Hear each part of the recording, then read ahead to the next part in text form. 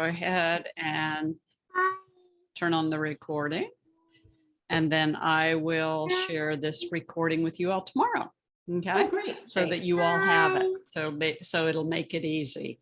I've got two more people who are supposed to come. And so when I'm sure that they'll wander in and then we'll get up, but I'll just welcome them and then keep on going. So thank you all very much for coming tonight. I'm Kathy Adams Clark, and I hope that you enjoy class. This class is going to be kind of interesting because I have 5 people in class and all of you all are using Canons. And so that makes it really nice because I can speak about features pretty uniformly. We've got 2 of the more advanced digital SLRs. We've got 2 Rebels in the class. And then Ophelia, you are our mirrorless person. So we've got the 3 different kinds of, or 3 different levels of Canon camera. So tonight, everybody's got your handout, right? Yes, ma'am. Okay, good, because we're going to use that as we go along, and I want you to write all over it. So you've got your handouts. Okay, so what we are going to cover in class tonight is we are going to cover your light meter, your f-stop, your shutter speed, and your ISO. And if you look at the first page of your handout, those are the 4 things that we're going to talk about tonight. So light meter, f-stop, shutter speed, and ISO. I've also got you in the manual mode, which means you are totally in charge of your camera and it is not going to do anything without you telling it to, because I want you to learn how to use the machine. I want you to learn how to use it. If you learn light meter, f-stop, shutter speed, and ISO, then you can photograph anything from the parrot flying by you in Brazil to the lioness raising her head up out of the African grass. You can photograph things at night if you learn light meter, f-stop, shutter speed, and ISO, like the tall-masted sailing ship. You can photograph the Milky Way, which is really quite easy to photograph once you learn how to do it. You can photograph those little kids doing something cute across the table without having to break the spell and not let and disturb the spell of them not knowing that you're there. You can get creative as you learn light meter, f-stop, shutter speed, and ISO. And then when we get that solar eclipse again in 2023, then you're going to be ready for that, to photograph that. Or if you want, to do something like the crystal ball, then you'll be all ready for that. And if you don't own a crystal ball yet, come back and take my crystal ball class and you'll find out what fun it is to photograph through a crystal ball. Even if you want to do something like photograph your cat. Now, Ophelia's got her little kid down there on the side. My cat's over here asleep, so he might come wandering through the class at some time through the evening, but you all know how that is now if you've got pets. So once you learn those 4 things, you can pretty much, if you set your mind to it, become a master at photography, because all you need is light meter, f-stop, shutter speed, and ISO, and then how we use them from there. So that's what I'm going to teach you in this class. And then if you notice on your handout, you have homework, and you're going to do that homework between now and when we come back together on Monday night. You're going to submit that homework to me so that I can see it, and then I'll show it to all of you all the rest of the class. Yeah, so that we can talk about it and commiserate with each other. And it makes it fun because when you learn obviously from doing homework, that's why we've had it throughout our entire educational career. And so tonight, light meter, f-stop, shutter speed, and ISO. Okay. Now on your cameras, I think all of you all have a fold out screen, right? A reticulating screen on the back of your camera. Okay. We do not use it. Okay, you want to fold it back and put it flat so that the LCD monitor is facing outward at you, because we do use that. But we do not use one of these cameras like this with the screen held out. You might occasionally If you are bending down and you're in an awkward position, then you need the screen to help you out. But the majority of the time you are going to look through your viewfinder. Did you find the diopter on your viewfinder? The little dial right up by your viewfinder? Did you find that? I think so. Okay. I think so. Does it have a plus on one side? It doesn't have a plus on one side. It just should be a little bitty dial. Now it might have a plus on it on your camera, Okay. but it's just a little teeny hidden dial right up by your viewfinder. Okay. I think this has to be it. Okay. And it doesn't look like it does anything, but what that does is it adjusts the view through the viewfinder for your eye prescription. So if you handed me your camera, I'm not going to be able to see through your viewfinder clearly. And the same thing, if you picked up my camera, you wouldn't be able to see through the viewfinder clearly. So that little diopter is adjusted for your eye prescription. And what you do is you look through the viewfinder, you push the shutter button halfway down to turn all the lights on inside the viewfinder. And now you rotate that little tiny dial so that all the numbers inside the viewfinder are clear for your eye prescription. Oh, I got you.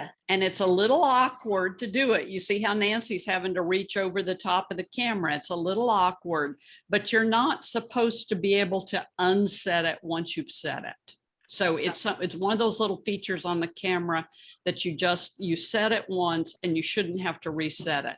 But be aware, if you're sharing your camera with somebody else in the family, or you hand it to them and you ask them to take a picture, they may not see through that viewfinder as clearly as you do. Okay. So that's your first thing for you tonight.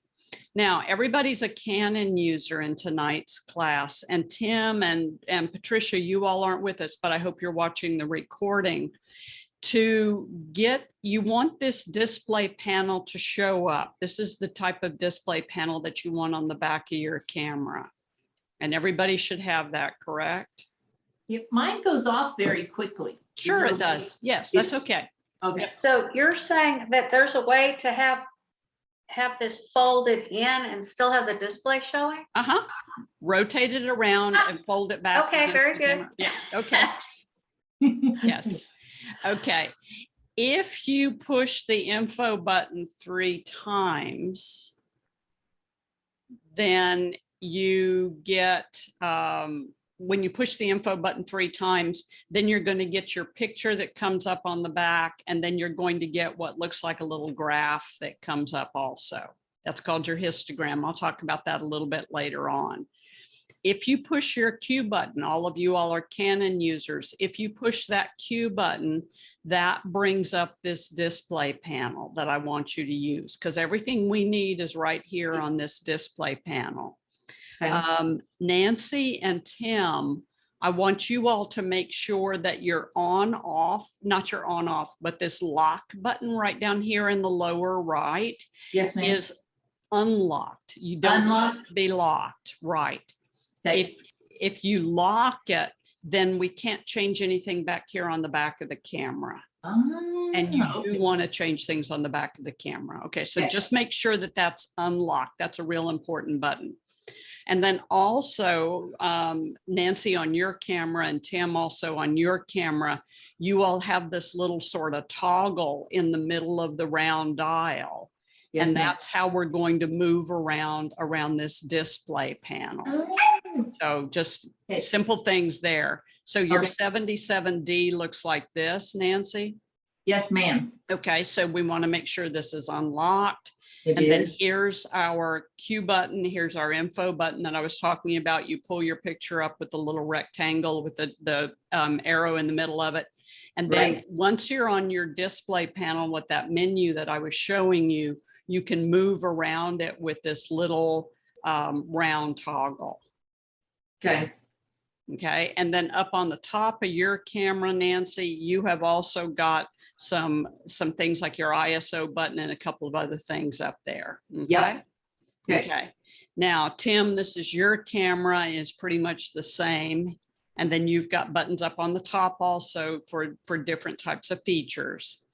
And then let me see. So this one would be Margie for your rebel.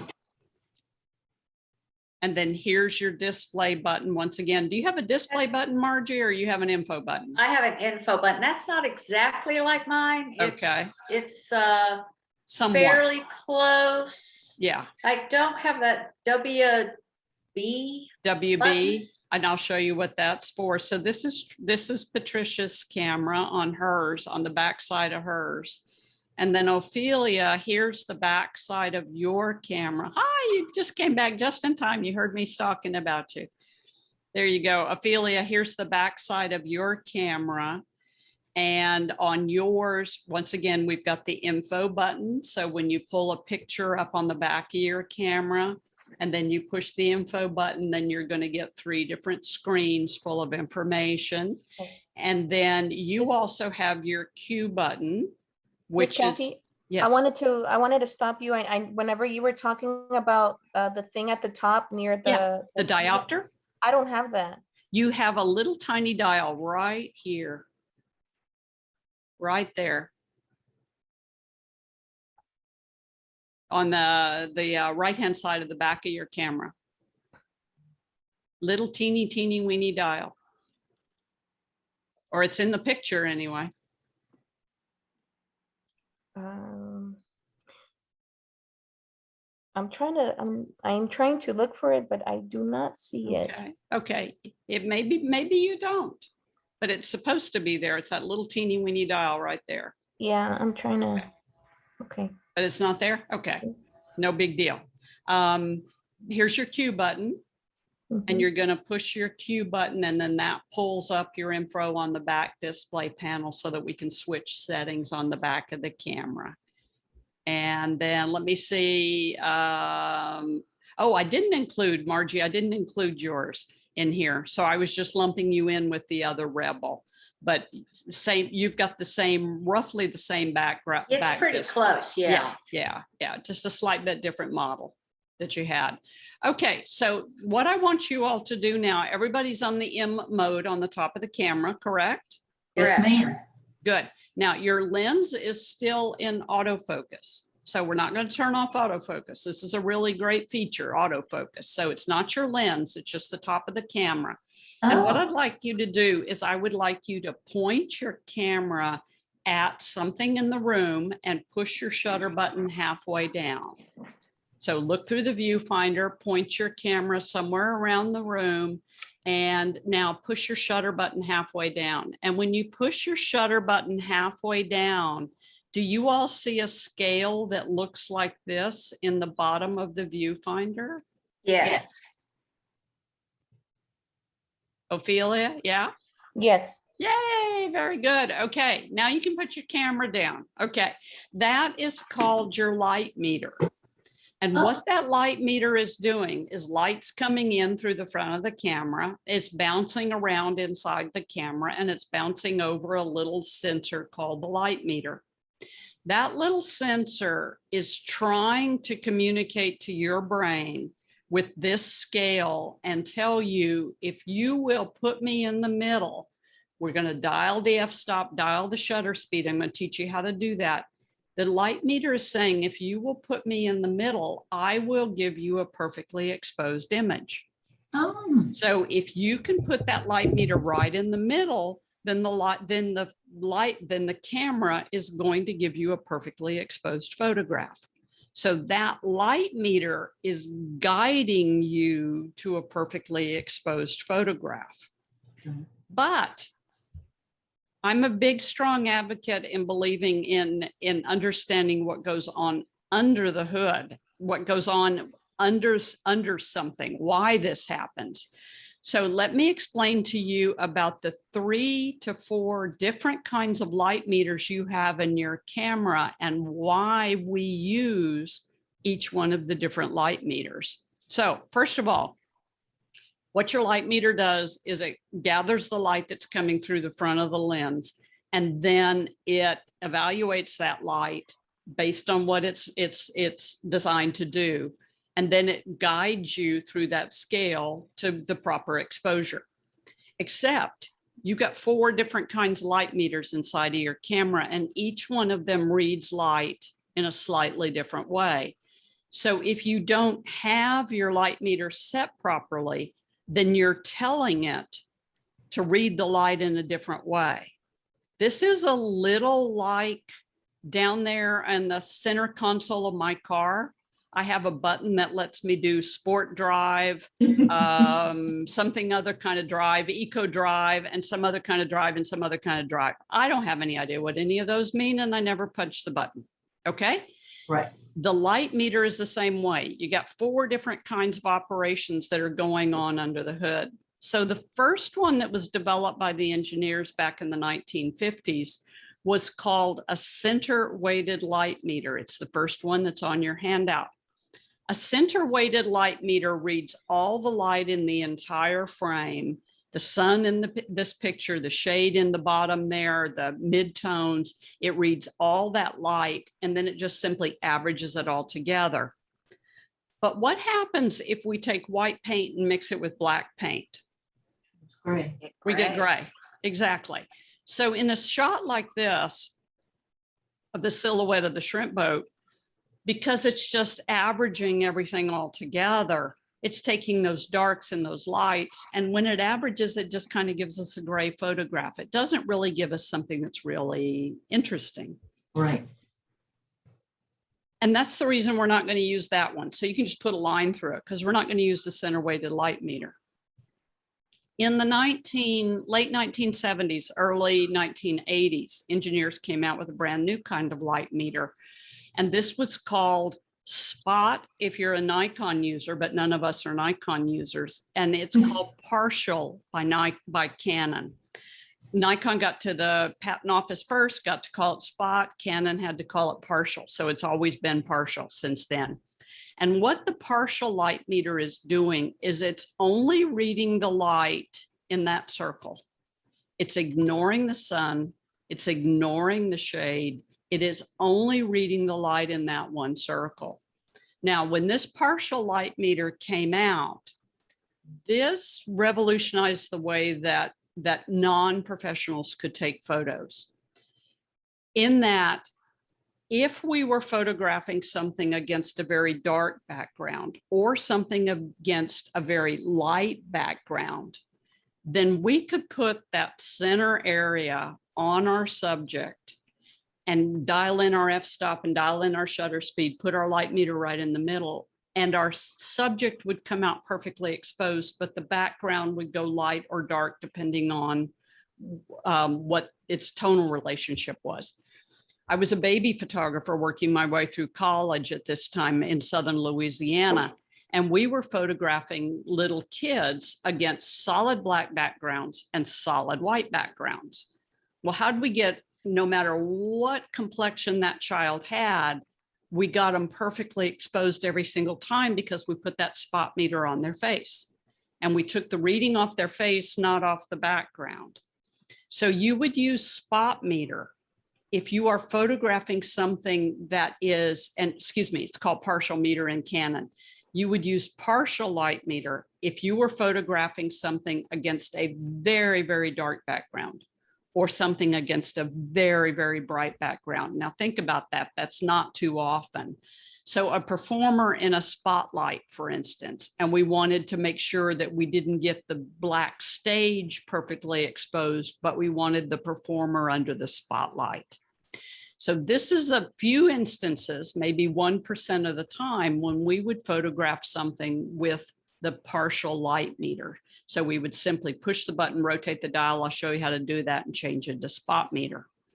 And then in the 1990s, engineers came out with a brand new type of light meter. And this light meter is called your evaluative light meter. Nikon calls it matrix, Sony calls it segmented, but Canon calls it evaluative. And it reads this spot right here and averages everything, and that spot right there and averages everything, and that spot down on the bottom and averages everything, and that spot on the bottom and averages everything, and then that spot in the middle and averages everything. And then it takes all of that and averages it even more. So this is called your evaluative light meter.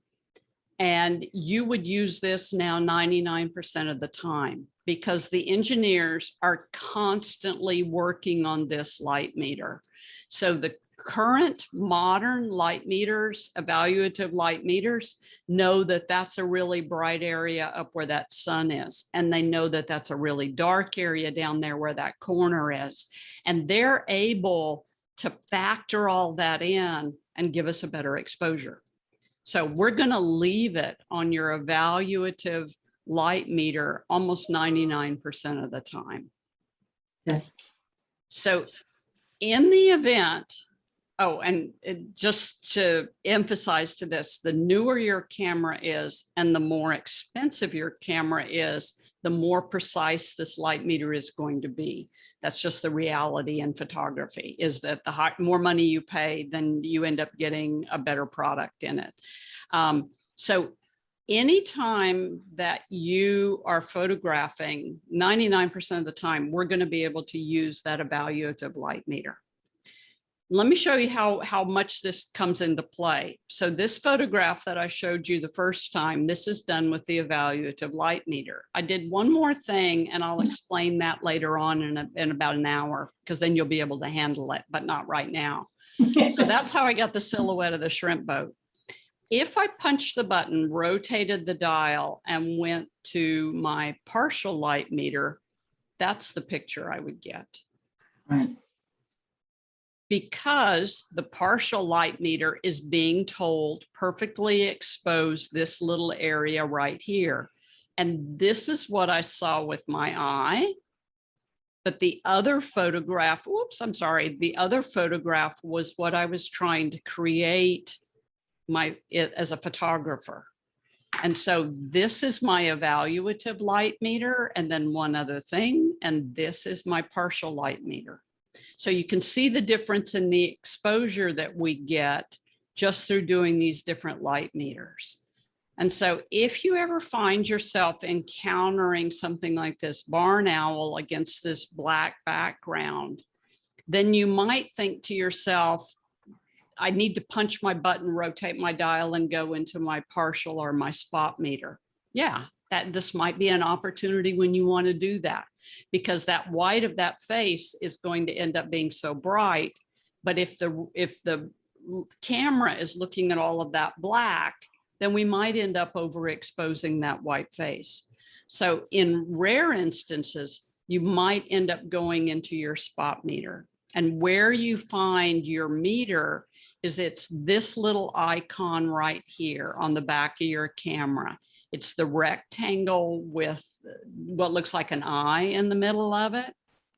So this little icon right here, this is your light meter.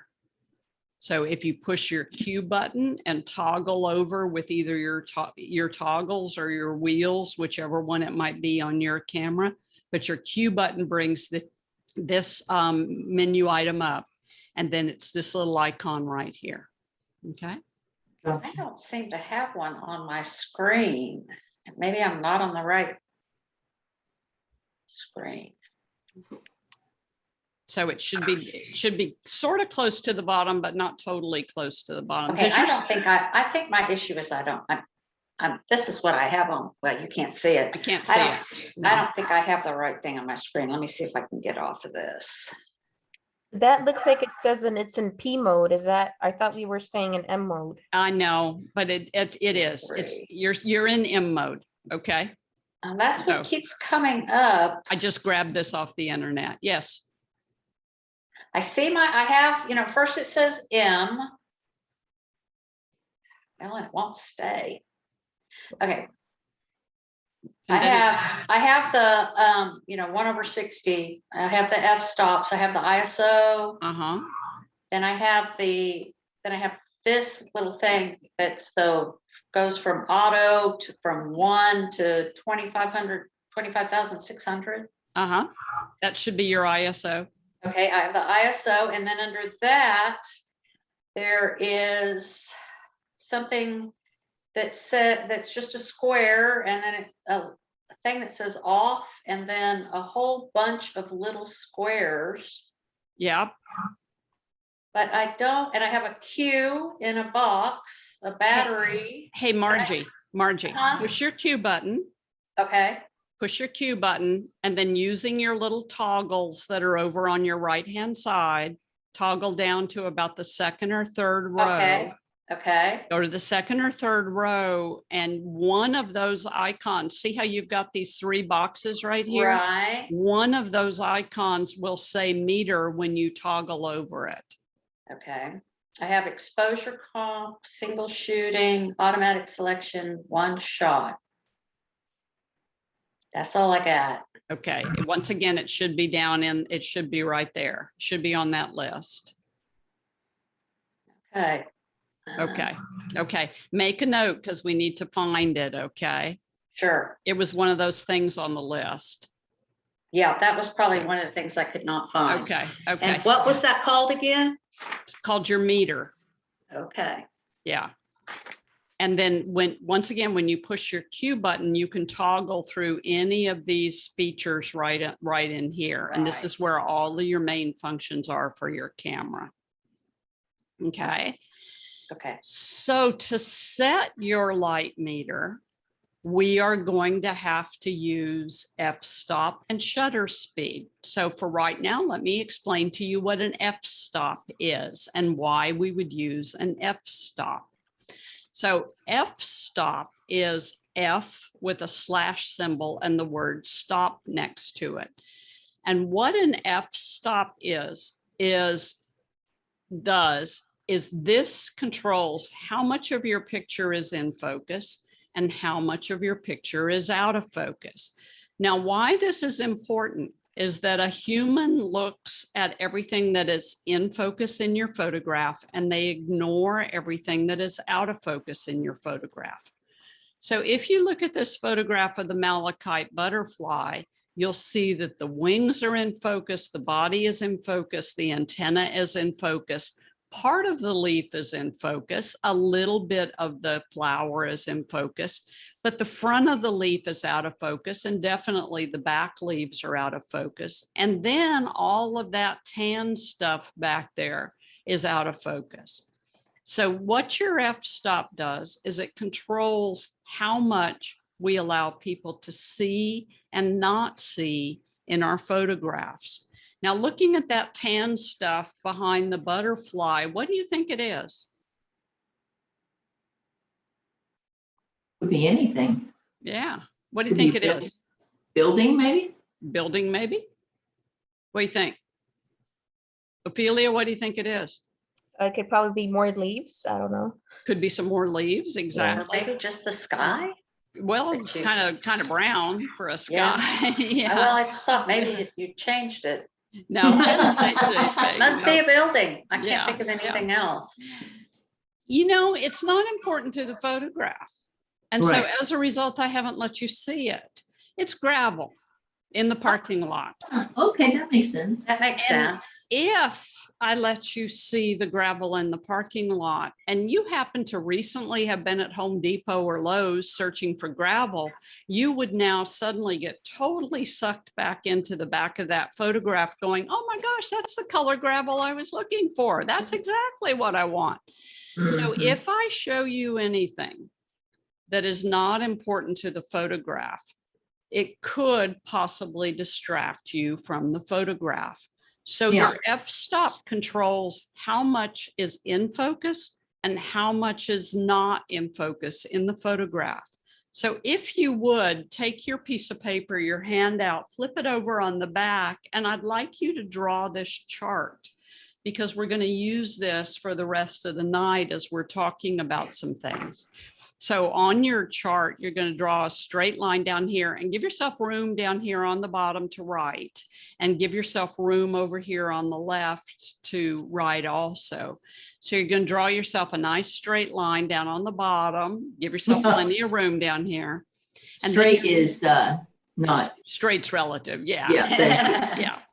And then you're going to write the numbers 2.8, 3.5, 4.5, 5.6, 6.8, 8, 11, 16, 22, and 32. And then going up the other side, you're going to write the numbers 500, 250, 125, 60, 30, 15, 8, 4, 0.3 with quotation marks, 2 with quotation marks, and then the word bulb.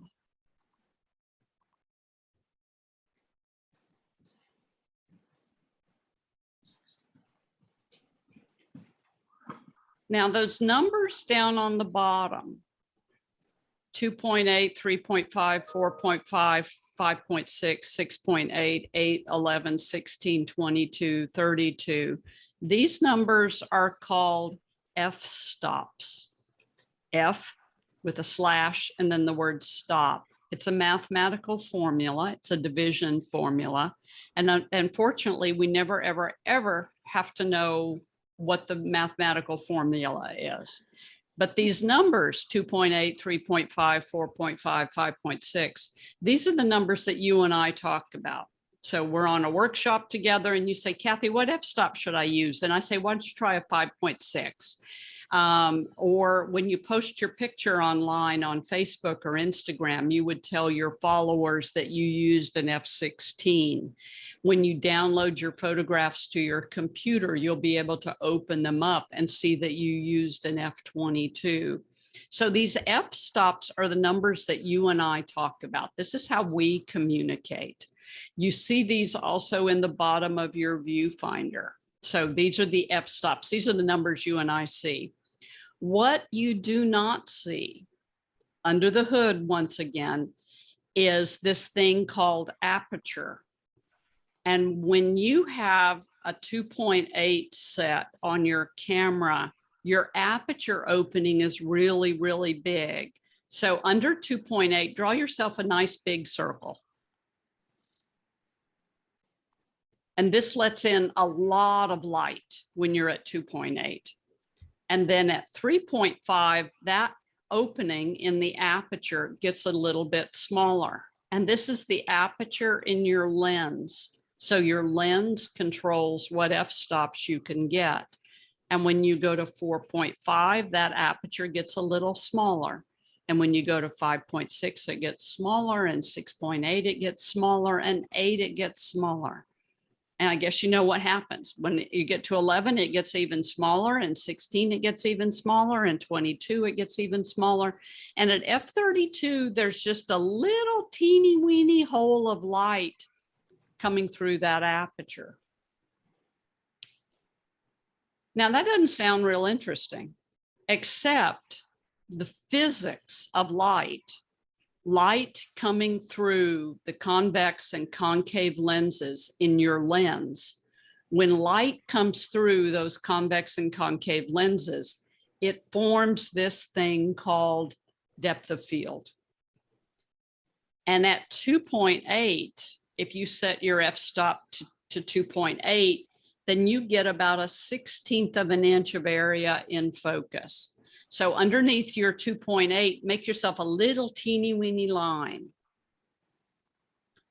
And if you go to 3.5, you get a little bit more area in focus. So maybe give yourself 2/16 of an inch. And if you go to 4.5, you get a little more area in focus. So make yourself a little bit longer line. And 5.6, you get more area in focus. Give yourself a little bit longer line. 6.8, you get more stuff in focus. And underneath F8, make yourself just a nice big heavy line. Because there's an old saying in photography, F8 and be there, meaning just put that camera on F8 and most stuff will be in focus. That's what the program mode does for you, by the way. It just puts you at a place where most stuff's going to be in focus. You're not going to mess your photo up. It's not going to be really creative, but most stuff will be in focus. And that's then for as 8. you go, huh? And that's for 8, right? For 8, exactly. Okay. Thank you. And then as you go to F11, you get more stuff, and F16, more stuff, and F22, more stuff. And by the time you get to F32, infinity is in focus. So if you want to use F32 and you're photographing a beautiful marsh with a lake and then some rolling hills and then a mountain off in the distance, everything's going to be in focus. So your f-stops are used based on what you're trying, what your subject is and what you're trying to communicate in focus. Now notice that F2.8 is tiny little number, 2.8. It's a big, huge opening though, and it's a tiny little bit of depth of field. So the way you can remember this is that at 2.8, 2 things are in focus, and at 32, 32 things are in focus. The bigger the number, the more stuff is in focus. The smaller the number, the less stuff is in focus. How about that?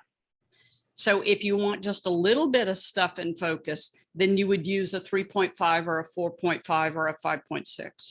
If you want most stuff in focus, like a group of people at a party, most stuff in focus, F8. If you want landscape where it's real beautiful and real dramatic, then when you would use a 22 or a 32. So your f-stop controls how much you're going to let people see in your photograph and how much you're not going to let them see in your photograph. Okay. Mhm. So your f-stop controls how much is in focus and how much is not in focus. So if you look at this shot of the statue, the face is in focus, but the hand's not in focus, and the wall behind the statue is not in focus. So based on that little chart we just made, what f-stop do you think I'm using? The smaller, so like a 2.8 or a 3.5. Now remember, 2.8 or 3.5 is like a 1/16 of an inch or 2/16 of an inch. And think about this statue's face. You know, we got about that much in focus. So what do you think? Maybe more like a 5.6. Yeah, exactly. Exactly. Now, if all of a sudden a butterfly landed on her finger and I wanted to get the finger plus the face in focus, then I'd have to end up going to like an F8 focused on the finger. But now that means that the background's going to become clearer. Right. So there's a trade-off, and there's always a trade-off in photography. It's rarely exactly what we want. And so you're going to have to make some trade-offs sometimes. And look at this little girl. She's about 2. And if you notice, her earrings are out of focus, and the kind of the shoulders of her little hoodie are out of focus. So what f-stop do you think I used on her? Like a 3.5. Yeah, something like that. So it's a 3.5, not quite a 2.8, but it's a 3.5 or maybe a 4 or something like that. And then what's in the background? Hard to tell. Looks like a pot. Looks like like some a- potted plants. Yeah, like a Pots plant. and plants, you see? But you notice how I'm not showing them to you. Right. Your brain knows what they are, but you're not going to go study those, because if I showed them to you in focus, then you're going to completely forget about her, especially if you don't have any relation to her. You're going to completely forget about her. And then you're going to immediately go back there and start looking at those pots and going shopping. So all I've showed you is just her, and you know that she's in a garden type setting. And you notice that I have given you a lot of space behind her and the background. The further my background is away from my subject, the more I can blow it out of focus. So in this situation with the young lady, come on, there you go. Go back. In this situation with the young lady, you know we're in a garden, but I'm not showing you the garden. You know we're on a swing, but I'm not showing you the swing. I'm just showing you parts of everything. What's important is her. And 20 years from now, that's what's important. It's not what plant she was sitting in front of, because that's not important. So the further I can get the background from my subject, the more I can blow it out of focus. In this situation, I find this garden swing where I can position her. I put her on the garden swing, knowing that there's 8, 10, 15 feet behind her of clear space before the plants show up. And then using my 4.0 or my 5.6, this allows me to throw that background out of focus. I'm designing my photograph. So we're designing it in our head, what we want it to look like. So if you use a 4, your picture looks like this. But if you use a 22, your picture looks like this. So 4, you've created this, but 22, you've created this. So what photo you create is up to what f-stop you're going to use, whether you use a 4 or whether you use a 22.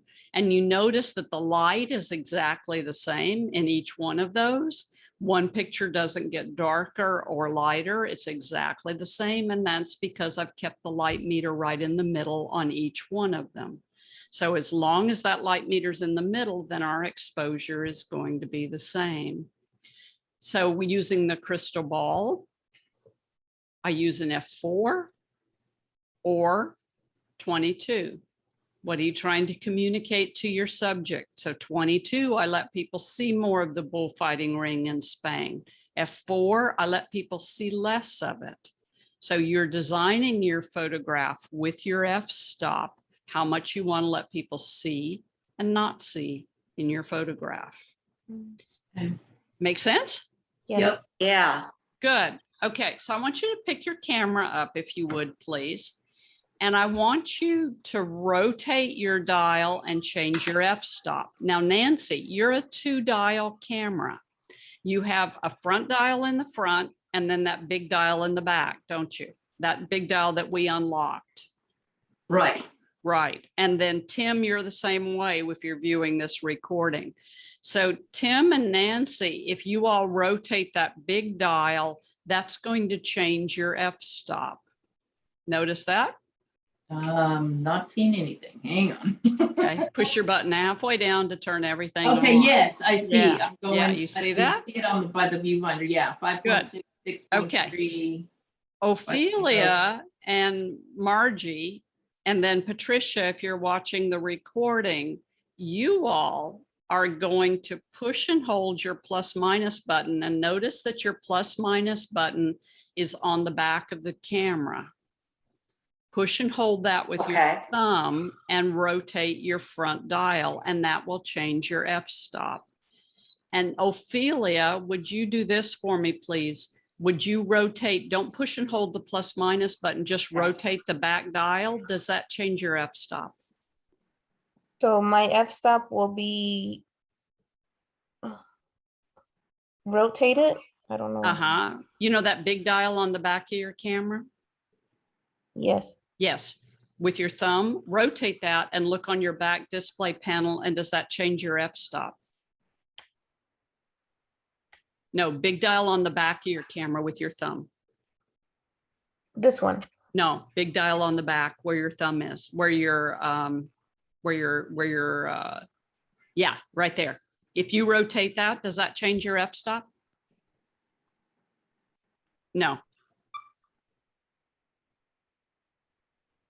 It says manual focus, but it doesn't say anything about my f-stop. Okay. Okay. So Ophelia, you're going to be just like Margie then. Push and hold your plus minus button on the back of the camera. Hold it with your thumb and then rotate your front dial. I don't have a plus and minus. You do on the back of your camera. Oh, I do. I'm sorry. Yeah, that's okay. And Margie, you see where that plus minus is on the back Yes, of your yes, camera? I do. Okay, and when you push and hold that with your thumb and then rotate your front dial, so you're holding it with It one does thumb. move. Okay, and what f-stops are you getting?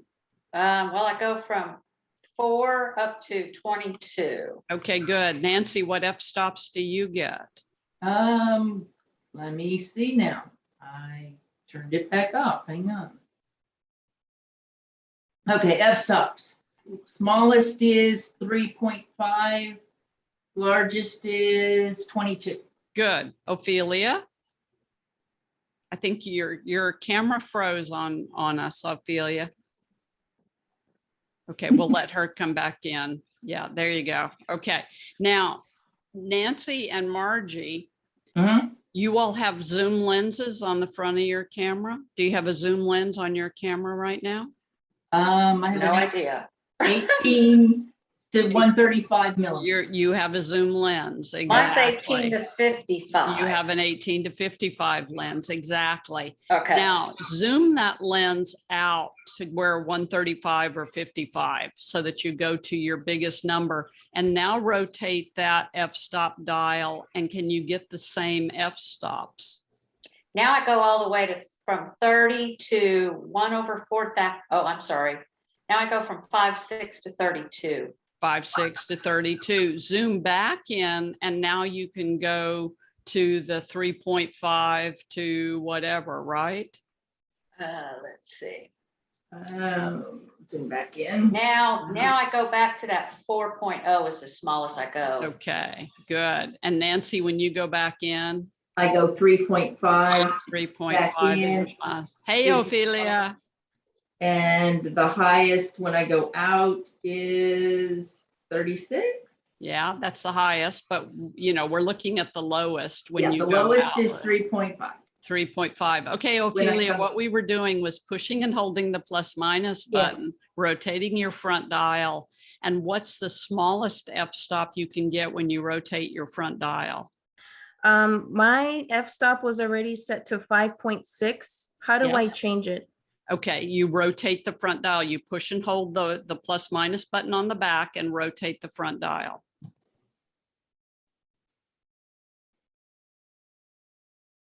And when you rotate the dial one way, it goes small numbers, and the other way, it goes big numbers.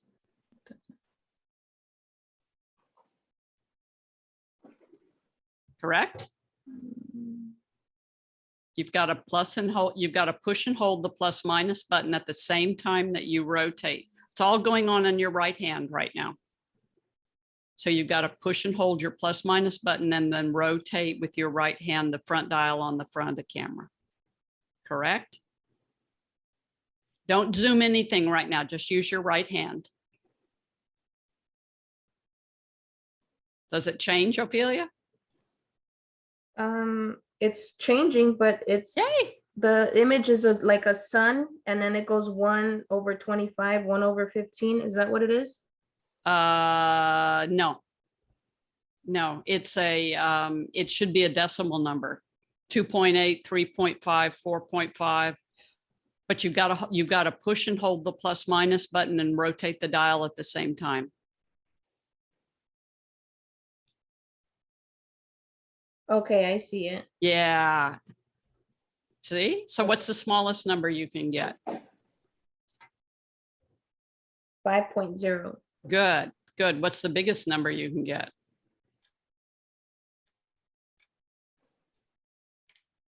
32. Good, good. Now do what everybody else just did and zoom your lens. Does your lens zooms in the front with your left hand? Zoom your lens all the way out. Yeah, there you go. And now what's the smallest number you can get?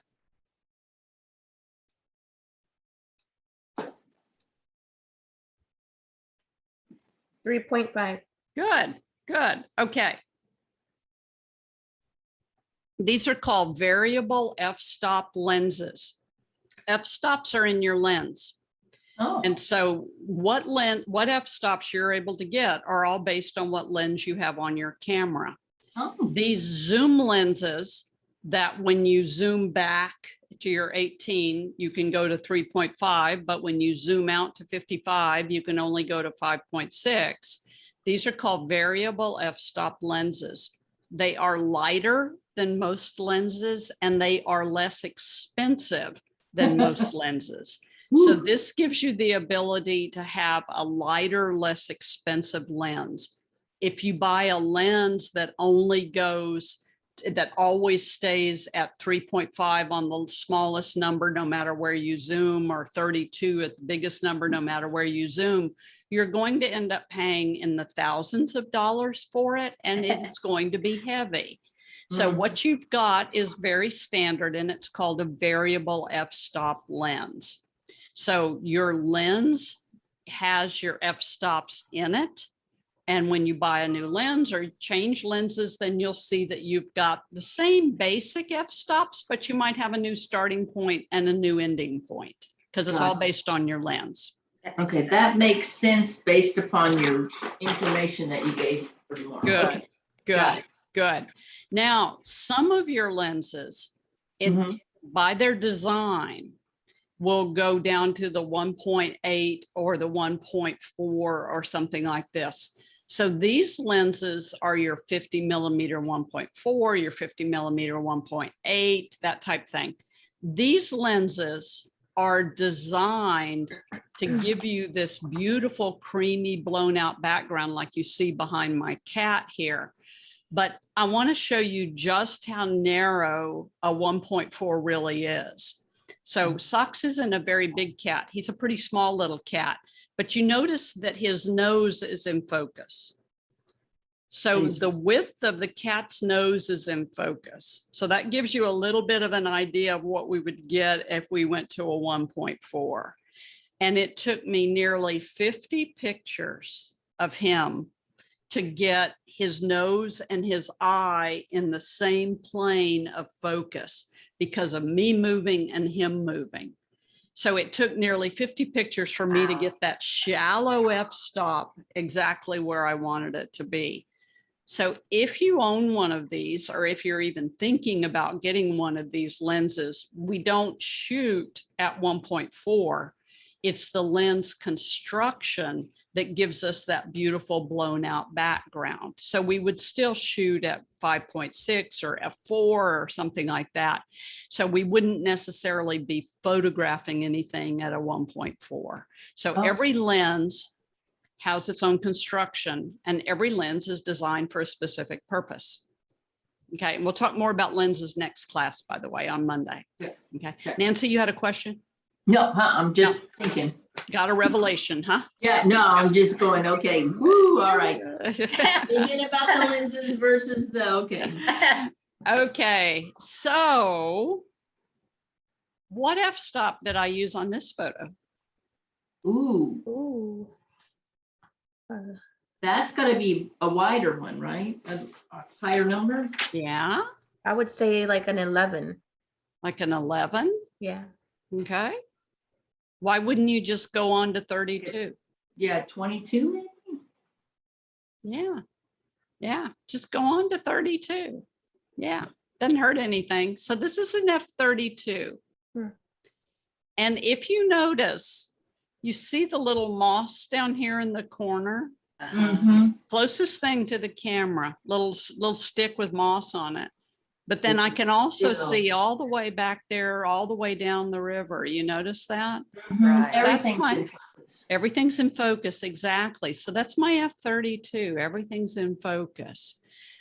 So your F32 is what we would use on our landscapes. Cameras on the tripod, and we would do a landscape. We would set our f-stop for F32. When I saw this river down in Costa Rica, the first thing that I thought of is I want to go down there with my tripod. I want to put my tripod up. I want to set an F32, and then I want to blur the water. Now you notice the blurry water, Right, and you've never seen blurry water like that in real life, correct? right. So this is the first of our photography optical illusions, the little games we like to play as photographers. So that moving water that has blurred out is blurred out thanks to my shutter speed. Okay. So shutter is inside your camera, and we're going to work with shutters in just a second. Shutter is inside your camera, and the shutter is opening and closing to let light from the lens come through and hit the sensor. So you have two different mechanisms going on inside the camera. You have your f-stop or your aperture, the opening in the aperture, and that's controlling your depth of field. And then we have a shutter that's controlling what we stop and what we don't stop. So shutter is stopping movement or blurring movement. So to blur water, if you look at your handout, water always blurs at an eighth of a second. So why does water blur in an eighth of a second? Because that's just the way it is. And that's what Kathy taught you. Okay. I mean, just don't ask too many questions Yeah, about it's it. gonna be that, okay. Water blurs at an eighth of a second. So if I'm going to photograph this river in Costa Rica with the blurry water, then I want to make sure that I get my f32 for my depth of field. And I want to make sure that I get my eighth of a second or slower for my blurry water. So now it comes time to balance my light meter. Go back to that little chart that we just made. I know that I'm going to use an f32. And why do I know I'm going to use an f32? Because f32 is going to give everything in focus. So I know I'm going to use an f32. That's a given. Right. And most of the time in photography, one of the numbers is going to be a given. You're going to know why you're going to use a specific number. So I know I'm going to use f32. Mhm. And now when I push my button halfway down and start rotating my shutter speed dial, and we'll do this in just a moment. Don't do it right now. Pay attention to what I'm doing, what I'm saying. When we start rotating my shutter speed dial to get my light meter to come in the middle, I start watching my numbers. I know that I have to get eighth of a second or slower because water blurs at an eighth of a second or slower. So when I dial in my f32, eventually I get my light meter right in the middle and it comes to an eighth of a second. For that moment in time, that light, that situation, I got an eighth of a second f32, exactly what I was looking for. So Okay. now brain has to go, okay, what's going to happen to my photo? f32, everything's going to be in focus. Eighth of a second, water's going to blur. Okay. So that tells me my photo is going to look like I originally designed it. So you have to look at the two numbers that allowed you to balance your light meter. And you have to determine whether those two numbers are going to work or they're not going to work. Okay. And in this situation, f32 works and an eighth of a second works. On your lens, did anybody not have an f32? I can't remember. You can't remember? I'm gonna have to look. Oh, you mean when we dialed that in with the lens? When you dialed in your f-stop? Anybody not have an Let's f32? try that. I don't. I have a F22. You Oops, have an now I've got something f22. weird. Okay. Okay. So were you? Oh, I have done something and I don't know what I've done. Uh-oh. Now, when I hit this info button 3 times, I get something completely different. No, don't worry about it right now, Margie. Okay. Okay. Okay. Pay attention. So Okay. Nancy is standing right next to me in Costa Rica. And she says, wait a second, I can't get a 32 on my lens. And I say, well, okay, balance your light meter. And what's going to happen if Nancy's looking at the exact same composition that I am? She is going to get f22 at a 15th of a second because her aperture is more open, letting more light in. So she's going to need a faster shutter speed. So she's not going to be able to get an eighth of a second. She's only going to be able to get a 15th of a second. And then Nancy's going to throw a temper tantrum and she's going to say, wait a second, I wanted to blur water. And I'm going to say, yep, 15 minutes as the sun is going down, the light is starting to fade. Nancy will now be able to do f22 at an eighth of a second, and I'll now be at 32 at a fourth of a second. So as the light changes, our settings will also change. Ooh, it's complicated. It's very complicated, but this is just putting the light meter scale right in the middle and evaluating the two numbers. But what's interesting about this is the light coming through is the same at the first one as it is at the second one. But also I could go to f16 and that would put me to a 30th of a second because I could balance my light meter there also. I could Right. go to F11 and that would take me to a 60th of a second for that moment in time. Remember, not right now, for that moment in time. I Okay. could go to F8 and that would give me 1/25th of a second. I could Right. go to 6.8 and that would give me 250, and I could go to 5.6 and that would give me 500. So your light meter, and notice, by the way, that it's a straight line, and remember your math from a straight line graph, that means that those numbers are all the same or the values are all the same. Right. That means that there's lots of different places we can balance our light meter. All of them give us the same amount of light. What changes is whether the water blurs or doesn't blur, or whether I can see all the background or not see all the background. That's what changes. And it's up to you as the photographer to decide whether you want your picture to look one way or the other. Okay. Is the key to get the light meter in the middle? Yes. Okay, Got to so get the like, light meter in the middle. so whatever f-stop you have to do at that light, whatever light you have and lens you have, the key is to get the light meter in the middle. Correct. Because then your exposure is right. Is right. The Okay. light is right.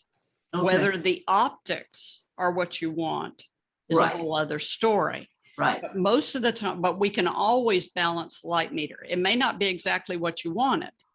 The old rock and roll song, you know, you don't always get what you want, but you get what you need, right? Or you don't always get what you need, or but you get what you want. Yeah, Anyway, yeah. we can always take the picture, Yeah, whatever whatever it makes is. sense. Yeah, Yeah. yeah. But what you have to understand is that wherever we balance our light meter, it's equal all the way up that graph. So here is 1/25th of a second shutter speed, because you notice now you can see the water. Notice that you can see the Mhm. turbulence in the water. Mhm. Now, this is what I would show to somebody who was interested in trout fishing, because Right. this is a famous trout fishing river up in the mountains of Costa Rica, and they're not interested in blurry water. Photographers are the only people interested in blurry water. Right. Because once you learn how to blur water, then you always blur water. Okay. But if we're showing it to a group of photographers, then the blurry water comes from the 1/8 of a second shutter speed at f32. Now notice between those two images, you see the stick in the bottom right-hand corner? Mm. The stick down On there? the, yeah, on the moss. Okay. And you notice that when I go to, this is my F8 or something like that, and then this is my F32, you notice that that stick is still there and it's still sharp. Right. Look back in the back, F32 versus F8, you see how you can't see too much of a difference? Right. Mhm. So Mhm. F32 versus an F8. And that's because I'm using a lens designed for landscape photography so that I can change my f-stops and you don't notice them as much. So your lens is also a tool. So we have certain lenses that are designed for certain things, like I showed you with my cat just a moment ago. We have lenses that are designed for landscape photography. And what happens is the f-stops are much, much fatter in these lenses so that we can change things around a little bit. So the theory right now is what's important to you, but just understand that lenses are tools. As we change them, they do different things. Right. Whew. So in this Okay. photograph, if you look at this in Venice, you see that the water's blurred and the people are blurred. Right. So if the water's blurred, what shutter speed am I using roughly? So you got to be at the lower end. So maybe the 8th. Yeah, didn't I just tell you that water blurs at an 1/8 of a Right, second? at 8, exactly. Yeah. And if you Yeah. look at your handout, I've told you Look at that what water cheating and blurs doing. at an 1/8 of a second. So you Exactly. can look at a photo now and you can see blurry water and you can say, okay, I don't know exactly what f-stop they used, but they're about f8 or slower. So it's not faster than f8, it's f8 or slower. And you see that the people are blurred, and we call this ghost photography, because as the people are moving around, they're disappearing on us. And Notice, go ahead. I was going to say that's because they're moving, and so the shutter speed is doing the same thing to them that it's doing to the water. Correct, correct. Okay, Because so your that- shutter stops movement or blurs movement. So it doesn't, they're So if they're standing still, they're not blurred. Correct. Gotcha. Okay, Correct. that makes sense. So that's not aperture, that's shutter speed. That's shutter speed, exactly. And you notice the man with the bag. You see the man with the white bag looking in that window? So Yeah. he's standing still, which means that he's a little bit more solid. Right. But if I want to see the gondolas floating by, I'm going to have a faster shutter speed, because at a slow shutter speed, the gondolas just floated right on by and we didn't see them at all. Gotcha. You see the guy with the white bag. Yeah. Yeah. So if I don't have a fast enough shutter speed, because the gondolas are moving at a nice steady pace, the gondolas just disappear on me. So that was a picture that actually had the gondolas in it? The guy with the bag Wow. is still there. Yeah, he is. You're right. So Oh, what that's happened cool. here is I'm in Venice and I'm walking home one night and I set my tripod up on one of the bridges, and I do F32 because I want to see everything all the way down the canal, and then, you know, balance the light meter, take the picture. And then I went, oh my gosh, the gondolas disappeared. Teaching moment, Wow. speed the shutter speed up, rebalance the light meter, and then show you the gondolas. So if you want the gondolas to stop, then you've got to concentrate more on your shutter speed. Shutter speed stops movement. And you notice that the sailor over here in the bottom corner is a little on the blurred side, but he's probably walking pretty fast. So your shutter speeds stop movement. Your f-stops control how much we see and don't see in the photograph. So I have a question. Yes, go for it. The less you focus, the more blur the picture, correct? The slower the shutter speed, the more blur in the photograph. The faster the shutter speed, the crisper things are going to be. Okay. Let's balance your light meter for the first time. So if you would, put your f-stop on 5.6. Gotcha. And remember, Margie and Ophelia, you all are just going to push your plus minus button and rotate your shutter dial. And that's your main control dial. Okay, So so everybody- what are you wanting us to do? I want you to put your f-stop on 5.6. Okay. Everybody on 5.6? You know, I only have one. Does it tell me somewhere exactly what it's on, or is it just that scale? It should tell you right on your back display panel. And then when you look through the viewfinder, it should tell you as well. Okay, let's try that. Okay. So everybody's on 5.6? No. Yes. I thought I'm way high. Let me see here. Trying to figure out. Okay. Oh, it's like I can't do everything at once. That's why you should be able to push your Q button so that you can see your back display panel. Well, I can see my black, but I can't hold the button down to see. Oh, I'm sorry. My back display panel only has the 0.4 and the 0.22. It doesn't have any other numbers. Oh, I'm sorry. I do have it on there now. Never mind. I've got it. Got it? Yep. Okay, 5.6? Yes. Okay, now why I got 5.6 is because every lens can go to 5.6. Okay, Gotcha. so it's kind of universal. We can all go to 5.6. Okay. Now I want you to hold your camera up to your face, look through your viewfinder, and now don't hold your plus minus button and only use your front dial. And Nancy, only use your front dial, not your back dial. And I Okay. want you to rotate your shutter speed dial until the scale goes right in the middle. And don't zoom your lens or do anything like that. Just rotate your shutter speed dial until your scale goes right in the middle. Okay, Okay, Through the so- viewfinder. what I'm moving looks like it's the ISO rather than the. Yeah, me too. It's the number that says 1250. Yeah, that's the ISO, right? Yeah, that's what's moving on mine too. Goes up to How do I 1600, get mine to move? I can't move mine. Don't you love 1250, newbies? 1000, but the scale in the middle didn't move. Okay. Yeah. Make sure that when you pushed your Q button, it's not set over your ISO. Okay, that's my problem. Okay. So it would Set be over the your- top one, correct? No, it needs to be on that. Just wait a second, just listen to me. Okay, Huh? just let your camera relax for a second. Okay, And now push your shutter button halfway down on the okay, front. That will activate your light meter inside.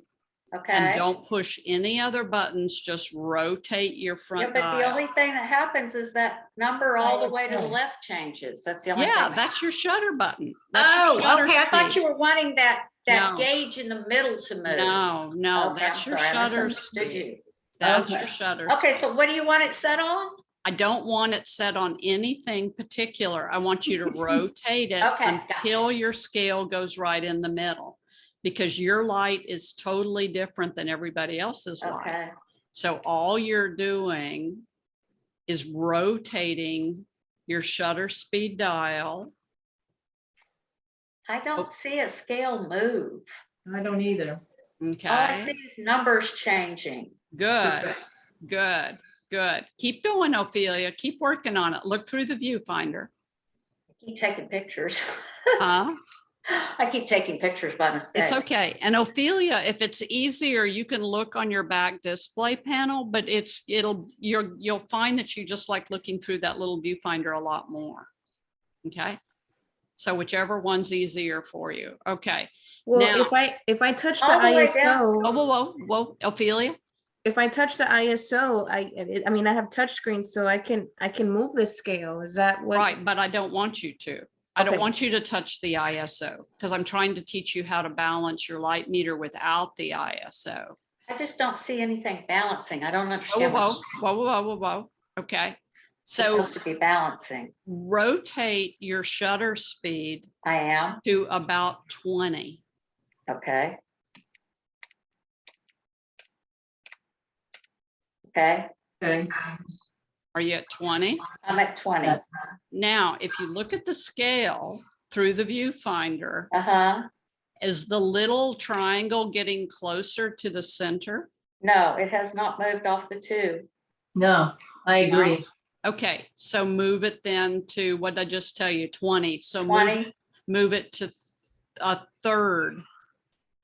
A- Did it move closer to the center? Oh, it is moving. Yay! Okay. okay, yeah, when I got it to 0.4, it moved. Now it's Yay. moving. Now keep moving it in that same direction until All it right, goes it's in in the the middle. center. Oh. And when it's in the center, take your picture and tell me what shutter speed you got. Don't move the camera because that changes Yes, I know. I'm everything. taking a picture of nothing. That's okay. I don't care if you're taking pictures of nothing. You're taking pictures. Okay, take the picture and tell you what. Take what shutter speed you got when that scale went in the middle. Where- Shutter speed, 5.6. No, No, that's 5.6 is your f-stop. How would I know what my shutter speed is? It's the other number next to your 5.6. So it would be the 200. No, not the No, 200. it's 200 the 's your- 0.4 or. Yeah, 0.4, 0.3 or something like that. I have, actually, on the what I have is the far one with, looks like two weird lines and then With 5.6 quotation marks? and then the scale. What'd you get, Ophelia? I don't know what I'm looking at.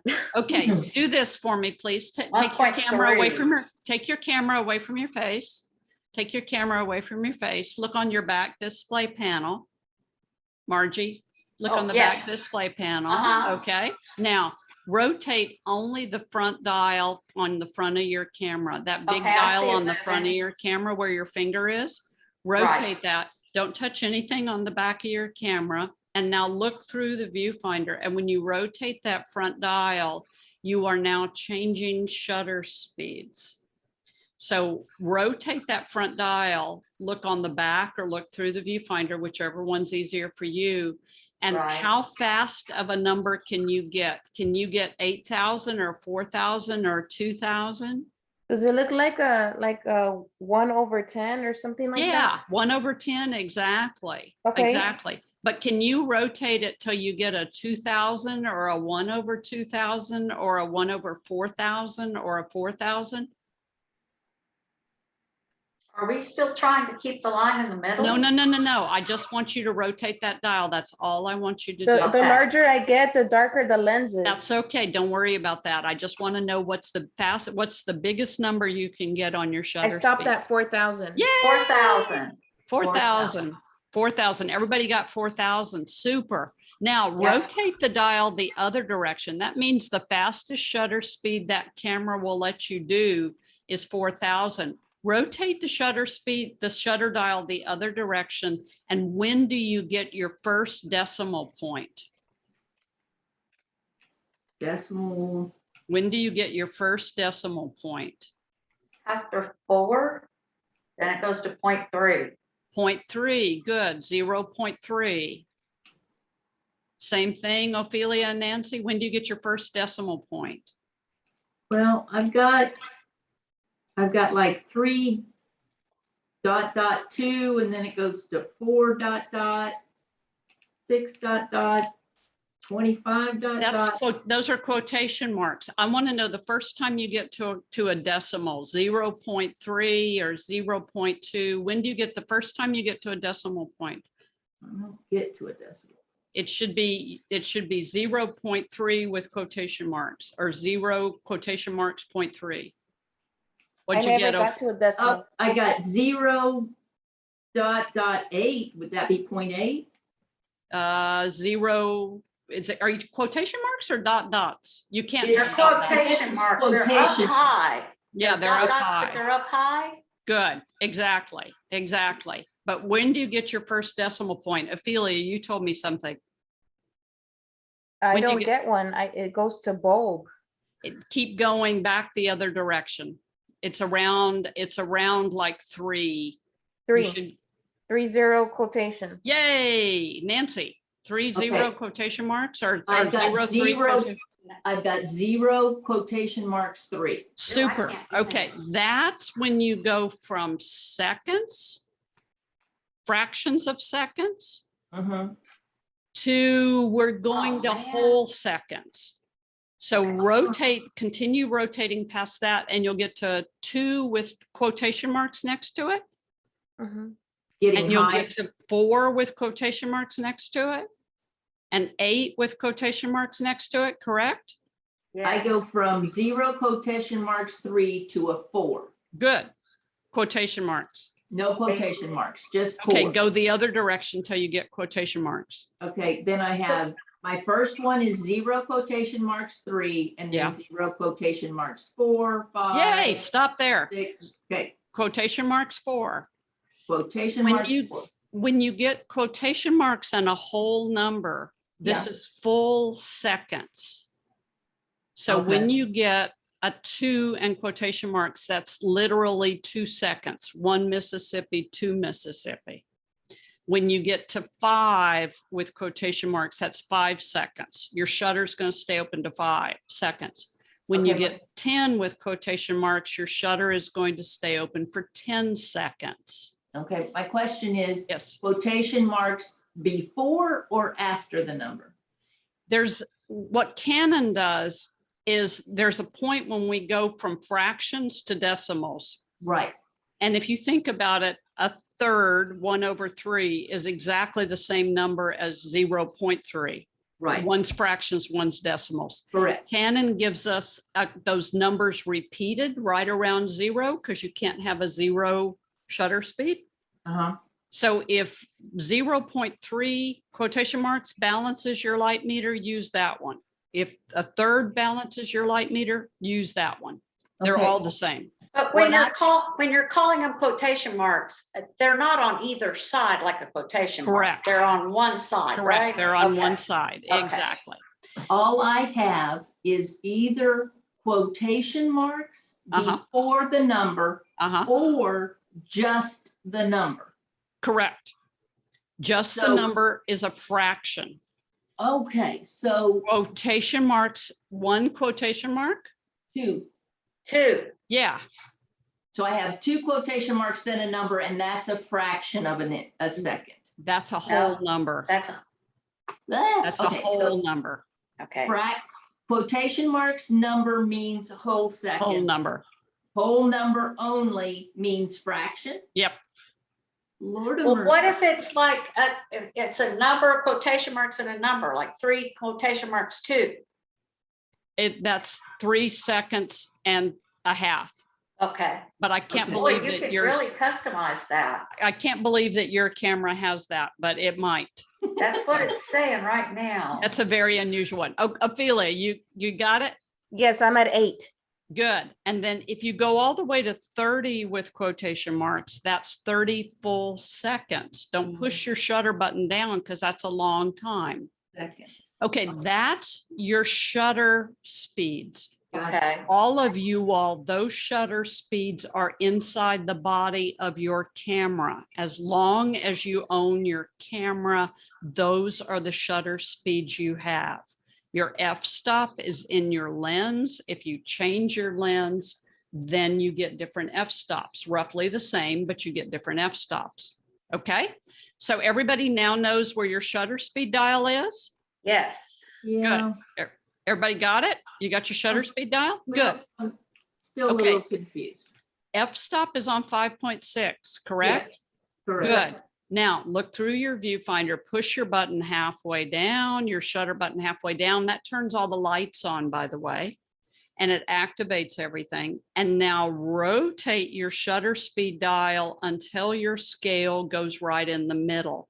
And I'll tell you, because you're inside, you're in your room, it's going to be somewhere around that 0.03 or somewhere around that 2 seconds. When do you get the scale go right in the middle? I have 0 quotation marks 5. Yay, take the picture. When do you, Ophelia, when do you get the scale right in the middle?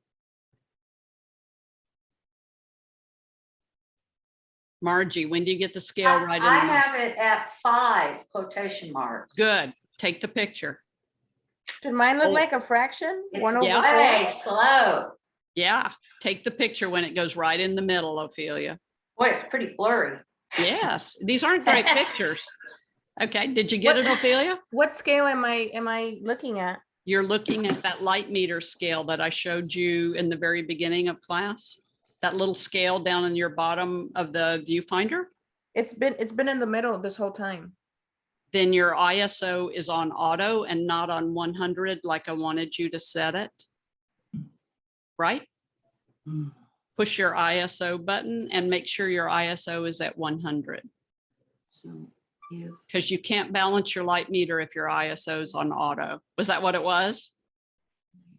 I believe so. Yay! So now that my ISO is on 100 and Yes. my less. shutter speed, it's still in the middle. Your f-stop's on 5.6, Yes. correct? Yes. And you're on the manual mode up on top, right? The M mode on the M top, mode, correct? right? Yes. Okay. But now I see at the upper left corner, I see a little MF. Am I supposed to see that? No, that's okay. That's manual focus. You've turned off your autofocus somehow. That's okay. I turned it off. Yeah, don't worry about it. It's okay. Oh. It's not important for right now. My shutter speed is at 0 quotation marks 4. Okay, keep going, slower, slower. And we're waiting for that little, there's a little tiny scale and there's a little kind of triangle that moves over and your scale finally goes right in the middle. Do you see?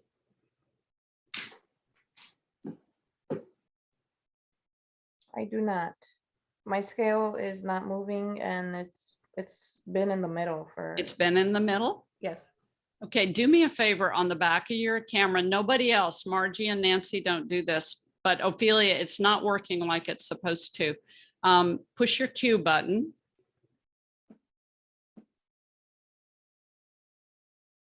Okay, And now toggle. And also, Ophelia, it was real dark when you're looking through the viewfinder. Correct? yes, Okay, okay. And that's just telling you once again that your light meter is not balanced. So do this first before you push your Q button, please. Just, push your shutter button halfway down to turn everything on.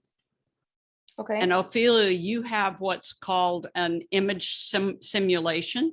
So I want you to keep rotating your shutter speed dial until the view through the viewfinder looks normal, like it does in your room. Keep rotating, keep rotating, keep rotating until the view through the viewfinder looks like it does in your room. So you're looking at the light. No, just stay where you were. Don't go up toward the light. Unless you're looking at something totally black. I don't think you're looking at something totally black, correct? no, Okay. So is the image through the viewfinder coming brighter and brighter and brighter? yes, Yay. Now look at that scale again on the bottom. And is that scale coming more toward the center? it's still in the center. It hasn't moved. It hasn't moved at all? No, Okay, okay. We're gonna leave it for now, but that little scale should rotate back and forth. And so I'm not sure exactly what it is. I'll try to research it tomorrow and send you an email, okay? okay, So, thank but you. if you look at the scene, when you look at the scene and it looks like it does in your room, what shutter speed did you get? 1/15. 1/15, take the picture. And now bring it up on the back of your camera. And does it look like it does in your room? Yes, Yay. Okay. Okay. So what all of you all have now done is you have balanced your light meter. Ophelia, I don't know why the scale's not moving because it should be moving, but everybody else, you all saw that the scale went right in the middle, correct?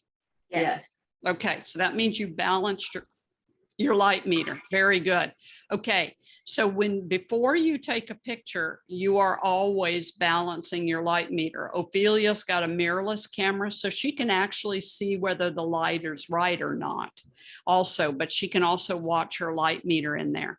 So now you've seen that you've got an f-stop and you've got a shutter speed that are used to balance your light meter. Look at your handout. And you notice that when we went through that little exercise, you all had 4,000th of a shutter speed all the way down to a 30-second shutter speed. And then Ophelia, you even found bulb, which means the shutter stays open as long as we push down our button. You see that you've got a lot of shutter speeds. So on your handout, I've given you 5 shutter speeds, and we'll use these 5 shutter speeds as benchmarks. So I showed you 1/8 of a second water blurs. 15th of a second is gentle movement. So when I looked through the viewfinder to photograph these red buds, the branch was very gently moving. So if I have movement in my photograph that I'm trying to stop, I do not rotate my f-stop first, I rotate my shutter speed first. So if I look through the viewfinder and I see that I need to stop the movement of the red bud branch, then I dial in my shutter speed. 15th of a second stops gentle movement. 60th of a second stops a living, breathing creature. So if you're photographing something that's living and breathing and looking right at you, you need at least a 60th of a second shutter speed. So that's 60th of a second shutter speed to take the picture of socks. I have to immediately dial in 60. And then I follow with whatever f-stop will put the light meter right in the middle, or Ophelia, make your exposure look the way that it should. And in your room right now, you can't get 60th of a second because we don't have enough light in a room like this right now. Daylight, we might, but not here at night. Notice also that Sox's eyes are in focus. We always have to focus on the eyes of the subject, because if the eyes are not in focus, it drives us crazy. So everybody look on the back of your camera on the right-hand side where your right hand is. And you see that you have a square with a bunch of little dots in it. Do you see that little button right there? Yeah. Last button on the back up at the top. If you push that button and then rotate your front dial, At the that same changes time? your focus points. Oh. So Margie, on your camera, you only have 9 focus points. So if you push that button right there with your thumb and then rotate your front dial, you're going to see all 9 of your focus points come up. And now you can rotate through there and select which focus point you want. Oh. Yes, Nancy, they are there. They're hard to see, but they're Yes. there. Nancy, you've got a lot of different focus point options, from a big square to a little square. And you do that with your MF button. But right now, I just want you to pay attention to what that little button will do. And Ophelia, you've got that on your camera too, don't you? Yes. Yes. Okay, I was Good. trying to find it in my viewfinder, but it's actually on my LCD monitor. It's on your back display panel or it's in your viewfinder, either one. Yes. Now So it's- when you push that button and rotate it around with your front dial, then you can now move your focus points around. Ophelia, does your camera have the touch screen on the back where you can move your focus points? Yes. Good. Okay, so you can also move them with your finger, but you're going to find after a while that that's pretty cumbersome. It's much easier to push that little dial and rotate them around. Mm-hmm. Okay. And what you want to learn how to do is how to change those focus points on the fly. So one individual focus point allows us to put it right on the eyes of the subject. And here's your rebel right here, Margie. So your little button is this one right there. Okay. Mine's not quite there, but it's close. Yeah, it's close. It's close to it. And then also Margie, on your camera, and you can use these toggles. Also move that focus point. And then Okay. Ophelia, you can do the same thing. You can also use that little rotating, that little scrolling dial in the back. So Yeah. You once have to punch hold it at the same time? I think it gives you about 10 or 15 seconds after Okay, you gotcha. push it. Okay.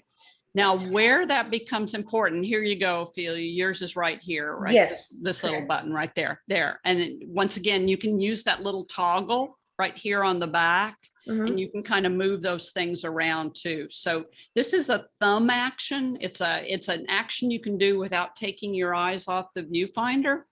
And why you want to be able to move those focus points without pulling your camera down is in this photograph of the lioness in Africa. She had her head down in the grass. She was laying down in the grass.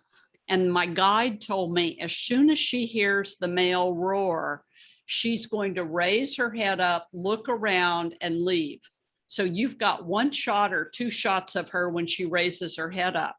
So I put a focus point up at the top of my viewfinder. So I selected the focus point up at the top. I held the camera through to my eye, looking down at her in the grass. And then when she raised her head up, I just repositioned my camera on her face so that my focus point was on her eyes.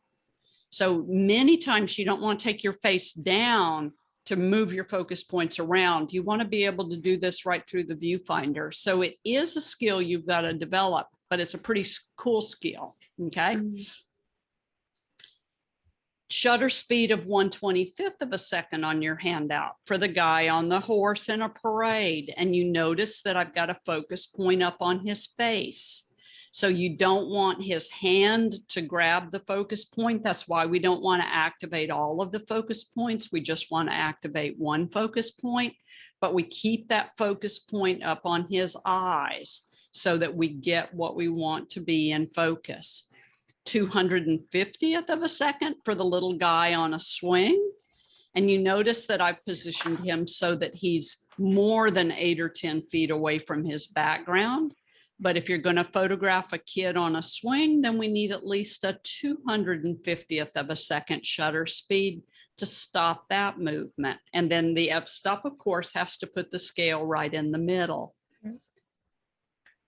And you notice how if my subject is off center, I can use a focus point off to the side, and that makes my pictures look more interesting than the focus point always being right in the middle. That's pretty boring. So you want to be able to move those focus points around and focus on what is you want to be in focus. And then if we want to try to do something like the whale fluking, then I'm going to need a 500th of a second shutter speed or faster. So in this case, remember that the water blurs at an 1/8 of a second, and water forms balls at 500th of a second. And so if you want to show something splashing in the water, then you're going to need at least 500th of a second shutter speed. So I've given you now 5 shutter speeds that you can use as benchmarks.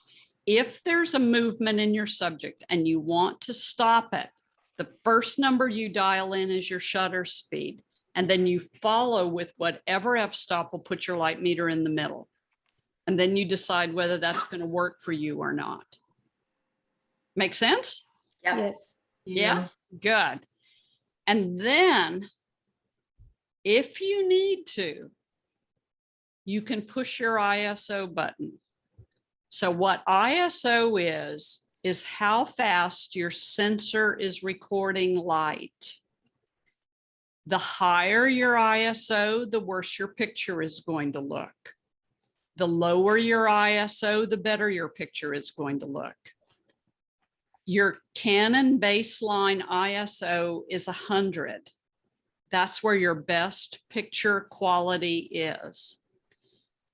If you raise your ISO, then you're eventually going to get a faster shutter speed. So in this photograph that I took when we were spending the couple of nights out in the Sahara Desert, the men were playing their drums. We were waiting around the fire for the sun to go down so that we could start doing our star photography.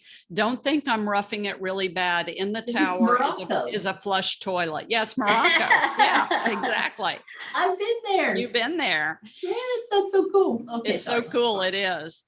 So, but to get this photo, because it's toward dark or almost dark, I'm going to have to raise the ISO so that I can get a fast enough to stop the men's hands while they're playing the drums. So what I'm doing by raising the ISO is I'm getting myself a faster shutter speed, but I'm degrading the quality of my photograph. It's a trade-off. So if you keep your ISO where I have you set right now at 100 or 200, then that's your best quality photograph.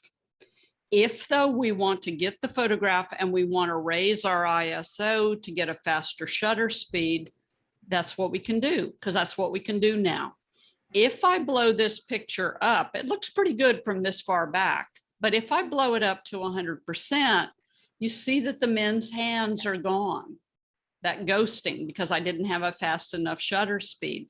And you see all of this pixelation in here. That's what's called noise. Adobe products, Lightroom, Photoshop, and Elements, they have noise reduction. So I can run it through noise reduction and that makes my picture look better. But I can still never recover those blurred hands.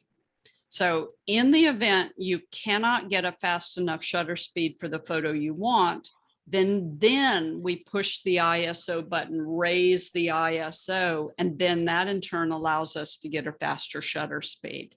But I don't believe in auto ISO because then that turns everything over to the camera. So that once again, you don't get to balance your light meter. And this shot, for instance, of a jaguar down in Brazil, this is at an ISO maybe 5,000 or 8,000. So this ISO is equally as high as the photo from Morocco. But because I'm in daylight, shade, daylight, and I'm using a higher end camera, you don't notice the high ISO as much. So if your light is pretty good and you want to try to get a really fast shutter speed, then it's not going to look as bad as if your light's not good and you're trying to get a really fast shutter speed. So ISO is the fourth component that we learned tonight. The higher your ISO is, the worse your photograph is going to look. So we use high ISO in instances like this. This is a friend's cologne shop in Florence, Italy. And it used to be that when I took photographers to Florence, we would go in with tripods because we couldn't raise our ISO, especially when we were using film and the early digital cameras. Now we can raise our ISO. So when we walk in, if we could go to Florence today, then I would simply tell people, raise your ISO until you can get about a 60th of a second shutter speed. And then we can just walk around and photograph all her beautiful cologne bottles and things. And so ISO is what we use in the event we can't get a fast enough shutter speed for what we want to do. And we want to try to get that shot. Kids here that I showed you earlier across the table, you know, one of those dinners that you go to, kids are over there keeping themselves occupied. I want to take a picture of them. So I just take my camera, I put it on the table in front of me, because if I raise my camera up, they're going to notice what I'm doing. I put my camera in front of me, balance the light meter. I had to raise the ISO to about 3000 to get myself at least a 60th of a second shutter speed, because they're living, breathing creatures, and then focused on them. And I got my shots without them knowing it. So in the event you need a faster shutter speed, we can raise our ISO. So looking at this photograph, is this a long shutter speed or a slow shutter speed? Is this a 4,000th of a second, or is this a 30-second shutter speed? Fast shutter speed or slow shutter speed? Fast shutter speed. Fast shutter speed. Nancy, fast shutter speed. What do you Yeah. think, Margie? I think so.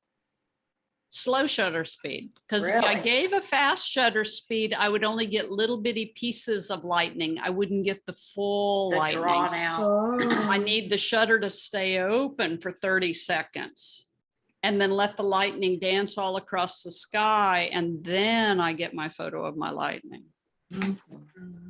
If I did the acrobat flipping around up in the air, is this a fast shutter speed or a slow shutter speed? That one is a fast one.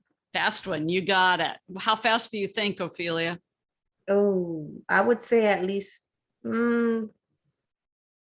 maybe 5,000. 5,000. This was 4,000th of a second shutter Oh. speed. You all go to 4,000. And by the way, the first time I saw, she was just on the street doing jumping and twisting and turning, and she's a wonderful acrobat from the Ukraine. And I asked her if I could photograph her, and she said, sure. And she flipped and twisted and turned and everything. And I totally missed her. So I had to say, would you do this again, please? And she said, sure. And then I got her. So don't be afraid to ask somebody to do something again. But it took 4,000th of a second shutter speed to stop her. Whoops. So the dancers in Costa Rica, if you look at the picture, we've got stage lighting. I've got the lights of San Jose behind us. So this is easily, I can get a 60th of a second shutter speed, but I'm going to need a little faster than that. Now, 60th of a second shutter speed, because you see how interested the audience is, right? Yeah. We need to freeze them. So 60th of a second shutter speed will freeze them, but the dancers are moving a little bit. So this is maybe a 1/25th. But if you want the skirts to blur a little bit so that we can show people that we have movement going on, then maybe it's about a 1/25th or a 2/50th of a second. So we don't always have to stop every bit of movement, okay? All right. Now, let me tell you how important your histogram and your highlight indicators are. Pull that picture up that you took in your room, little rectangle with a little triangle in it, blue triangle in it. Pull that up on the back of your camera. Okay. Now push your INFO button or your DISP button 3 times, 1 time, 2 times, 3 times. Whoops. Yeah. Do you see this graph? Yes. Yeah. Yay, I love it. Thank you. This is called a histogram. And this is how we check to see whether or not we really did get the right exposure. So a histogram is if that photo that you just took was converted to black and white, and then we separated every single black color and every single white color and every single gray color. And then we graphed how many pixels of each color we had, because there's possible 256 colors. So the left corner is your blackest blacks. You can see that on the bottom histogram. I gave you a little graph to show you that. And your right corner is your whitest whites. The whites are the most important. We cannot fake the whites later on in Lightroom or Photoshop. This top histogram, I can grab the tail of the histogram and I can drag it to the left and I can make lighter pixels darker, but I cannot fake the light pixels.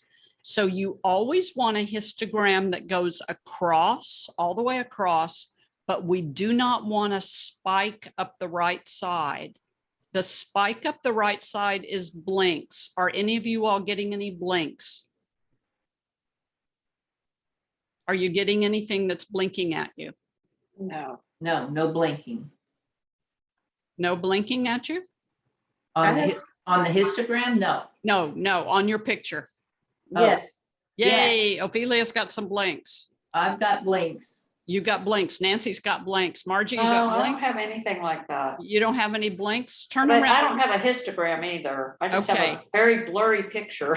Now, if you push your INFO button or your DISP button 3 I have times. the DISP button. I've hit it 3 times, but it doesn't change anything. Okay, you should be getting a histogram that shows up. I do have something that tells me some numbers and it tells me what the ISO was and Yeah, stuff. but yeah. That's it. Yeah, there's a histogram in there somewhere. You I'm got sure there's some way to find it's it. in there. Okay, let me show you how you read that histogram. Now that you all have seen the blinks, Nancy and Ophelia, you all have seen the blinks. Look at this picture of the cat asleep on the couch. Okay. When I saw this cat asleep on this couch, the sun was coming through the corner of the window. And I wanted the sun to come through the corner of the window. Okay. And I knew that because that would be really bright, that I would get a blinking going on there and I would get a spike on the right side of my histogram. So I knew that. Okay. So I turned the camera vertical. I dialed in my f-stop. I dialed in my shutter speed. I got the scale right in the middle, focused on the cat, and then took the picture. Looked at it on the back of my camera. And my histogram is this histogram right here on the top. Okay. Whatever is leading up to the right side of the histogram are just all the white tones. That's okay. Spiking up the right side, up the y-axis, that's my blinks. That's everything that's blinking at me. And in this picture, the first time I took it, the corner was blinking at me. The floor was blinking at me. The couch was blinking at me. And the cat was blinking at me. Meaning everything in that picture almost was overexposed. So Okay. second picture, I don't put the light meter in the middle. I put the light meter one big notch toward the negative because that's telling, the camera's telling me this is too bright. We can't handle this. Right. So I underexposed, recomposed, put the focus point on the cat's face, took the picture. Corner of the window blinks on your second picture. Floor doesn't blink. Couch doesn't blink. Cat still blinks. Anything that's blinking at you has nothing there, no data. We cannot recover anything. So I underexposed by 2 notches. Turn the camera vertical.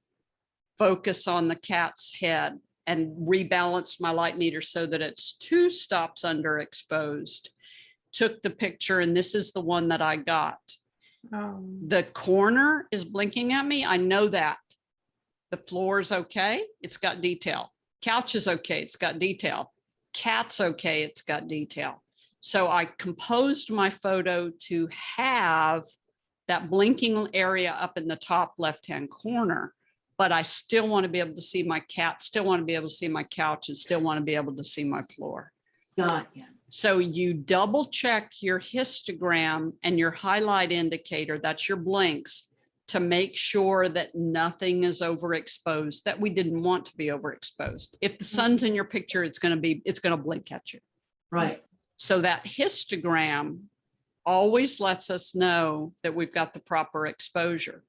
Ophelia, you're using mirrorless. I'm using mirrorless, so we can see right through the viewfinder if we can see our histogram, if we have it set, and we can see also if we have anything that overexposes. So we can get that right the first time right through the viewfinder. Well. So that's what your histogram is, okay? And that's how Gotcha. important your histogram is. Got you. Now, homework assignments. Okay. And by the way, Margie, yours might look like this, where you've got your picture here, a histogram right here, and then some data right there. No? No, I Okay. just have a picture. You'll That find That's it. how has mine some looks. info, but that's it. Ophelia? That's how mine looks. It That's has how a yours picture on the corner and it has the little graph and Yeah. then, Yeah. And that's a great way to look at your information on the back of your camera, because we're just checking to see if we got the right exposure. That's a great way to do it. Okay, so you've got homework assignments, and I will tomorrow send you a link to my Dropbox so that you can drop your homework in my Dropbox. You are going to photograph moving water. If you have a fountain in your backyard, that's great. Or you got a fountain in your neighborhood, that's great. You're going to put your camera on a stool so that it's nice and steady. If you don't have a fountain, or you don't have a fountain in the neighborhood, use a garden hose. So just, put a garden hose up on a hook and let the water come through the garden hose. And you're going to go through, and I've given you some base numbers, and you're going to photograph that, balancing your light meter each time. So if you do it right, each picture will have the same exposure, the same light, but what will change is the moving water. And then you're going to set something up on a stool or a table that's 8 to 10 feet away from its background. And then you're going to change your f-stop, and you're going to watch your background get blurrier and blurrier and blurrier. Once again, your camera is going to be on a stool or a tripod so that all your pictures look exactly the same. And then Monday night, if you can have your pictures to me by maybe Monday morning, I would appreciate that. If you can do it Sunday afternoon, I'd appreciate it. And then I'll grab all your pictures and I'll put them into the slideshow, and then you all can show each other your homework and discuss how hard it was or how easy it was or what you learned or whatever. And then I'll show all your pictures next time. Okay. I have a very stupid question. That's okay. Go for it. Okay, on the shutter, I'm trying to correlate the numbers that you have given us to use to the numbers that are in my camera. Uh-huh.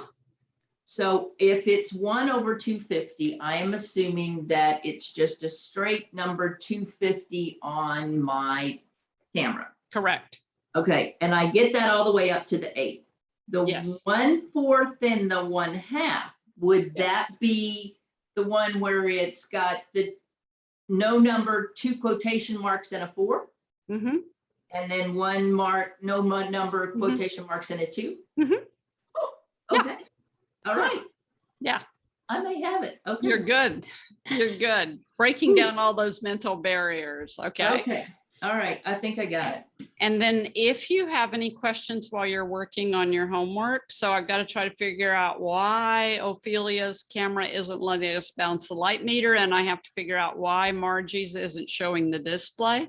So when I figure that out, I'll send you an email. And as you're working on your homework assignment, if you've got any questions, send me an email. If I'm around, I'll answer you. Okay. Okay, great. Like the question of why do all of my pictures look exactly alike? Yeah, but if they look exactly alike, you get an A+ and a gold star on your forehead, okay? Because that means you did the homework. The only thing that should change on one of them is the blurring of the water, and then the other one is the Christmas or blurred of the background. Okay. Right, okay. Okay. I All will see right. you all. Thank you very much. Miss Kathy, I Thank have you. one question for you. Joe, I'm go sorry. for me. Go for it, So- Ophelia. So we have one more class, so that'll be Monday? That's Monday. Okay, Mhm. I didn't know that.